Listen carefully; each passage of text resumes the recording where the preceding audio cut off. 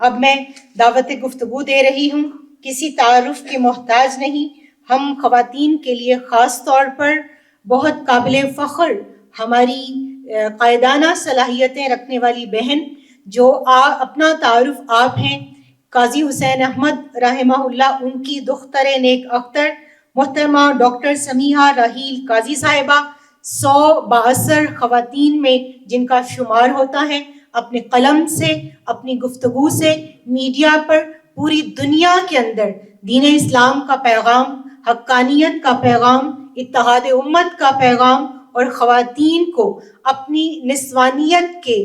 اس 4 دیواری چادر کے تحفظ کے ساتھ آگے بڑھنے کا پیغام لے کر نکلتی ہیں۔ میری مراد آج کی مہمان خصوصی ڈاکٹر سمیحہ راحیل قاضی صاحبہ سے ہے، تشریف لائیں اور اپنی گفتگو سے ہم سب کو مستفیض فرمائیں۔ اعوذ باللہ من الشیطان الرجیم، بسم اللہ الرحمن الرحیم۔ سب سے پہلے تو اپنے بہت ہی محترم بھائی ڈاکٹر عبدالرؤف رفیقی کی بڑی شکر گزار ہوں کہ وہ بہت زیادہ عزت افزائی دیتے ہیں، اور ڈاکٹر طارق شریف پیرزادہ میرے بہت ہی محترم اور عزیز بھائی، اور میرے آغا جان کے ساتھ ان کا بہت ہی زیادہ ایک خصوصی تعلق تھا، تو میں بہت شکر گزار ہوں کہ میں ان کی زیر صدارت اس محفل میں شریک ہوں۔ اور بہت ہی محترم بھائی ڈاکٹر وارث علی شاہین اور مولانا محمد بشارت رضوی، بہت ہی خوبصورت گفتگو کی، اور چونکہ ٹائم کم ہے ہمیں جلدی اس کو وائنڈ اپ بھی کرنا ہے، تو کبھی ایسے بھی انشاءاللہ ہوگا کہ ہم کسی ایسی محفل میں بیٹھیں جہاں گھڑیاں نہ ہوں اور ہم اس میں کھل کے بات کر سکیں انشاءاللہ۔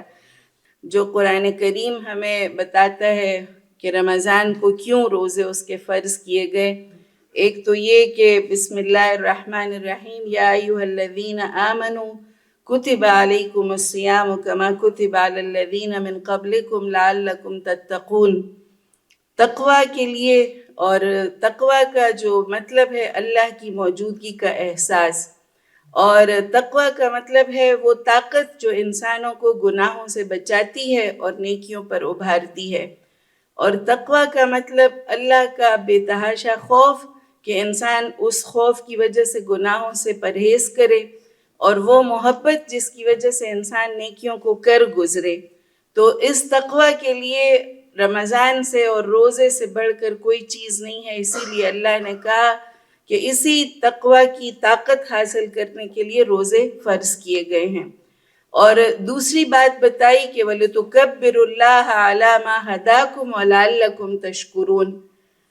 قرآن کریم کی اس عظیم ہدیے کی تشکر کے لیے اور اللہ تعالیٰ کی کبریائی کو بیان کرنے کے لیے، اور تھینکس گیونگ ہے۔ اللہ تعالیٰ یہ رمضان کے روزے جو ہیں یہ اظہار تشکر ہے اس ہدایت کے اوپر جو اللہ تعالیٰ نے ہمارے لیے نازل کی۔ اور پھر یہی کہ شہر رمضان الذی انزل فیہ القرآن، تو اصل میں یہ رمضان کے روزے قرآن کے ساتھ تعلق کے لیے اس کو نازل کیا گیا، تاکہ قرآن کریم کے ساتھ ہمارے لیے جو ایک ہدایت نامہ ہے۔ اور مجھے بڑا اچھا لگتا ہے کہ ہم اس قرآن کریم کو، جو اقبال کے اس ایوان میں ہم بیٹھے ہوئے ہیں، تو اقبال کی پوری شاعری اس قرآن کریم کی تشریح ہے، اور وہ کہتے ہیں، وہ اسرار خودی اور رموز بے خودی، اسرار خودی میں وہ فرد کی جو ذاتی صفات ہیں اس کے بارے میں بتاتے ہیں، اور رموز بے خودی میں ان اجتماعی اوصاف کا ذکر کرتے ہیں جس سے قوم بنتی ہے۔ اس میں پھر وہ بحضور رحمت للعالمین، ان کی ایک بڑی خوبصورت نظم ہے جو میرے آغا جان بڑی خوبصورت اپنے آواز میں ہمارے گھر میں ہر وقت وہ گونجتی رہتی تھی، اور وہ کہتے تھے بیٹا، وہ علامہ اقبال کہتے ہیں جب ان کے بارے میں یہ مشہور ہو گیا تھا نا، علماء کہتے تھے جی یہ نئی نئی باتیں کرتے ہیں اور نئی نئی چیزیں بتاتے ہیں، تو اقبال پھر حضور نبی کریم صلی اللہ علیہ وسلم کے حضور جب جاتے ہیں تو کہتے ہیں کہ آپ نے بوسیری کو تو اپنی چادر عطا کی، لیکن مجھے اپنے پاؤں کے بوسے سے محروم کر دیجئے گا قیامت کے دن اگر میں نے قرآن کے علاوہ کوئی چیز کہی ہو۔ اور میں نے آپ ہی کا پیغام لوگوں تک پہنچایا ہے، اور اس پیغام کے عوض ایک آرزو بچپن سے میرے دل میں گردش کرتی ہے، میں اسے زبان پر نہیں لا سکتا، لیکن کہ میرا کہ در حجاز کہ وہ میری موت جو ہے وہ حجاز پہ آ جائے، اور پھر میں نا آپ کے دیوار کے سائے میں میری قبر ہو، اور پھر میں آسمان کو کہوں اور ستاروں کو کہ دیکھو کیسی میری شان ہے۔ تو اغا جان کہتے تھے ان کو وہاں تو نہیں جگہ ملی، لیکن ایک مسجد کے زیر سایہ ان کو اللہ تعالیٰ نے رکھا، اور واقعی جو بھی جاتا ہے اس مسجد میں تو ادھر کی زیارت بھی ضرور کرتا ہے۔ تو وہ ہمیشہ کہتے تھے کہ اللہ نے ان کی دعا اس طرح سے پوری کی کہ ان کو وہ ان کے دیوار کے سائے میں ہی شاہی مسجد کے ان کو جگہ ملی۔ تو یہ وہ چیزیں ہیں، اور وہ قرآن کریم کے لیے جاوید نامہ میں کہتے ہیں کہ اس قرآن کریم کی ایک ایک آیت میں سینکڑوں دنیائیں آباد ہیں، اور اس کے ایک ایک لمحے میں صدیاں پوشیدہ ہیں، کہ آپ اس کے ساتھ ایک لمحہ گزارتے ہیں تو آپ کو صدیوں کی ہدایت ملتی ہے، اور آپ اس کے ایک آیت پڑھتے ہیں تو اس میں ایک نئی دنیا آپ کی منتظر ہوتی ہے، سینکڑوں نئی دنیایں اس کے اندر آباد ہیں۔ تو ہم بھی آج جو جمع ہوئے ہیں یہاں سے یہی پیغام لے کر جائیں کہ انشاءاللہ اس قرآن کریم کو جس نے اس زمانے کے چھوٹی چھوٹی دکانوں میں تجارت کرنے والے اور بے وسیلہ سے انسانوں کو دنیا کا امام بنا دیا تھا،